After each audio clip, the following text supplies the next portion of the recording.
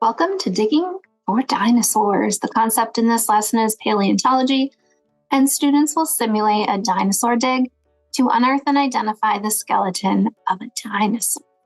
Imagine walking outside and seeing a creature that's as tall as a building or as long as a school bus. That would be pretty scary. Long before there were humans on the earth, giant reptiles called dinosaurs roamed the land. Not all were big, however. Some were as small as chickens, while others were huge and much bigger than any animal alive today. How do we know that dinosaurs existed if no one was around to see them? Scientists, called paleontologists, study clues from the past. They dig up and examine fossils, which are preserved remains or traces of ancient living things.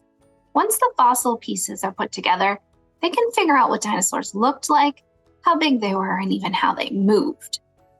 Dinosaurs came in a wide range of sizes. Some, like the Compsognathus, Saltopus, and Echinodon, were only about 2 feet tall. Others, like the Apatosaurus and Diplodocus, were incredibly large and could grow up to 75 to 90 feet long. That's longer than 3 school buses lined up. Scientists can also make smart guesses about what dinosaurs ate by studying their teeth, their body shape, and even fossilized stomach contents. Some dinosaurs were carnivores, or meat eaters. Some were herbivores, or plant eaters. And some maybe even were omnivores, eating both plants and animals. Even though we've learned a lot, there are still many mysteries. Were dinosaurs cold-blooded? Were they warm-blooded? What colors were they? Did they roar? Did they chirp or communicate with one another? Most scientists believe dinosaurs laid eggs, but we've only found a few nests. So probably the biggest mystery of all is, why did the dinosaurs disappear from Earth? Scientists have come up with some interesting theories or ideas on their disappearance. What do you think? Did they starve to death? Was an egg-eating mammal the cause? Did a big meteor strike the Earth? Was there a massive volcanic eruption? Or did climate change and become too cold? Guess we're never really going to know. Dinosaur comes from Greek words meaning terrible lizard. They lived on Earth about 225 million years ago, and then mysteriously disappeared about 65 million years ago. The Mesozoic era is sometimes referred to as the age of dinosaurs, and it's made up of 3 periods: Triassic, Jurassic, and Cretaceous. Now let's talk about how dinosaurs got their names. We know dinosaur means terrible lizard. Dinosaur names usually come from Greek and Latin root words. Most dinosaurs are named according to the way they look. So for example, let's think about Triceratops. We're going to combine the following roots. So tri is from Latin, meaning 3. Cerat is from Greek, meaning horn, and ops from Greek, meaning face. So let's put it all together. The Triceratops is a dinosaur with a 3-horned face. So the name of a dinosaur can also reflect where it was first discovered. Albertosaurus was a dinosaur discovered in the province of Alberta, Canada. And finally, other dinosaurs received their name to honor the person who discovered them.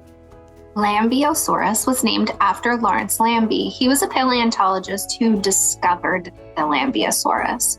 So for our first activity, we're going to simulate a dinosaur dig. Each team of paleontologists will carefully uncover and reconstruct dinosaur bones. So I'm going to go through the process of setting this up, and you will need to do some prep ahead of time. This is activity 1, the dino excavation. So I am going to walk you through the setup process and tell you about the things that you'll need to do ahead of time. You will be creating 3 excavation sites for your students to dig for dinosaur bones, and they will be represented by different types of dried pasta. Each excavation site will include only the bones for one type of dinosaur. So you are going to have 3 excavation site sheets that you will hang up around the room where you set up these 3 sites. It will be specific, and then students will use these to know what bones they need to dig for. Don't reveal the type of dinosaur at each site. The students will have to identify their dinosaur once they unearth their bones. But here's how you're going to set this up. you will need to determine how many students you have in your program and then divide that number by 3 so that each excavation site is going to have an equal number of students. So for example, if your program has 15 students divided by 3, you'll have 5 students in each excavation site. You'll need to have enough pieces of pasta at each site for 5 students then to create a full skeleton of their dinosaur. So assign each site a different dinosaur. Don't reveal that to the students. Each site will need to have the correct amount of each type of pasta for each student to create a full dinosaur skeleton. So then this is what you're going to want to do prior to your program. You want to gather the correct amount of each type of pasta you'll need for each evacuation site and place them in resealable baggies so that when you're setting up on site, you have exactly what you need for each one of your trays. Okay, so here's the guide listed in your plans here for what you need for your Brachiosaurus, your T-Rex, and your Stegosaurus. It says how many bones you need to make one complete skeleton, and then you would just need to multiply that by however many will be at each site. On site, you're going to need to set up your excavation sites. So make an area around your room for each of the 3 sites. Put drop cloths down so that sand, flings everywhere. It'll make for a lot easier cleanup on your tables and floors. You'll have 6 aluminum pans. So each site can have 2 pans containing sand and pasta for the dinosaur. So this will allow for bigger groups to have fewer students per pan. We recommend using 1 pan per 3 to 4 students. So each pan is going to get about 7.5 cups of sand to bury the pasta. And we want to make sure it's completely buried. So right now I have half of the pasta on the bottom of my pan, and I'm going to go ahead and put a layer with half of my sand on here.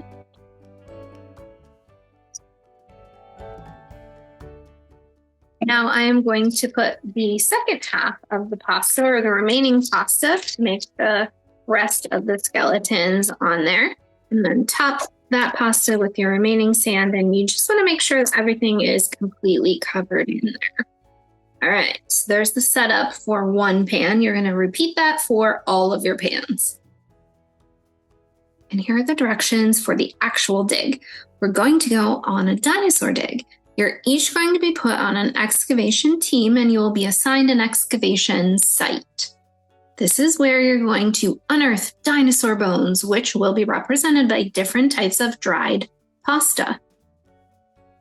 Each excavation site will have enough dinosaur bones for everyone on the team to reconstruct a dinosaur skeleton. You will have to find a certain number and type of bones and then identify which type of dinosaur skeleton you find. Each site will have enough dinosaur bones for everyone on the team to reconstruct a dinosaur skeleton. You will have to find a certain number and type of bones, then identify which type of dinosaur skeleton you found.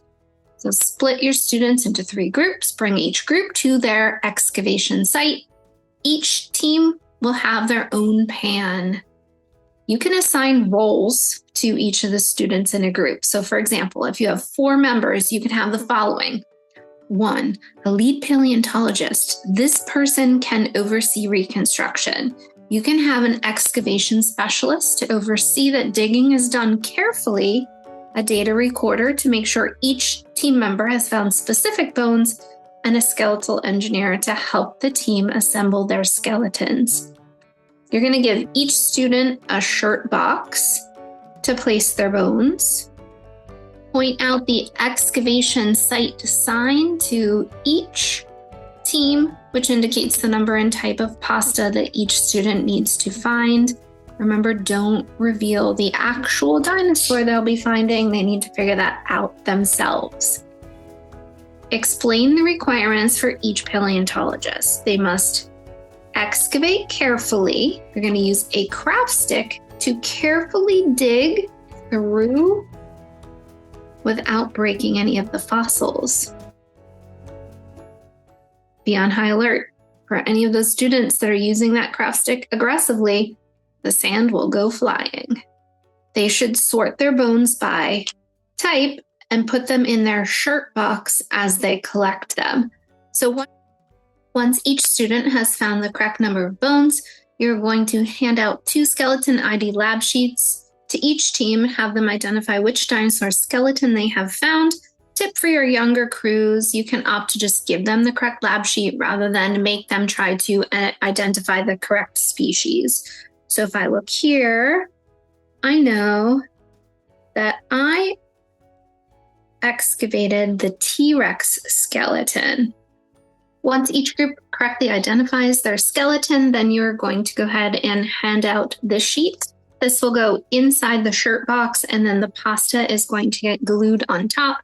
Also, hand one of these sheets out to each group so they know exactly where to glue each bone. Using the craft stick and the tacky glue, the pasta will get glued on. Here's my completed T-Rex skeleton. Everything's glued into place, and I used this picture as a guide. If you feel like you don't have enough time for everybody to have everything glued down in the time frame that you have, then just put extra pasta into their baggies and they can take them home, put them in the box. They can take them home and finish gluing them at home. Activity 2 is to create a new species of dinosaur. So each student will need one create a dinosaur lab sheet, a pencil, and some markers. Review with students the process used to name dinosaurs. Hand out the lab sheets and the markers and the pencils and challenge them to create a new dinosaur by combining terms for the 6 basic features. And they include color, shape, number, size, texture, and animal parts. Add those to Saurus. They're going to pick one from each of those 6 categories and then add that to Saurus, which means lizard. Remind students that often the scientist who discovered a dino incorporated his or her name into its title, so they can include their name as well. They're going to record their unique dinosaur name on their lab sheet and translate it underneath. So here is mine. I picked cyano, which is blue, horned, cornet, mono, which means one, colosso, which is gigantic, spiny, which is spiny, and rostra, which is beak. So when I put it together, I called mine a cyano, mono, cornet, colosso, spiny, gilrostrosaurus. And that translates to blue, one-horned, gigantic, spiny-beaked lizard. After they've created their names for their dinosaur, challenge your students to use those words to draw what would that creation look like in this blank space on the lab sheet. Okay, no judgment here, but here is my blue one-horned gigantic spiny-beaked lizard. And the results of this, your students have used Latin and Greek terms to create a new type of dinosaur. And the take-homes from this lesson include the finished pasta skeleton in the box. A bag of extra pasta is optional, and if needed, the Create a Dinosaur lab sheet and the Digging for Dinosaurs lab report. Happy excavating!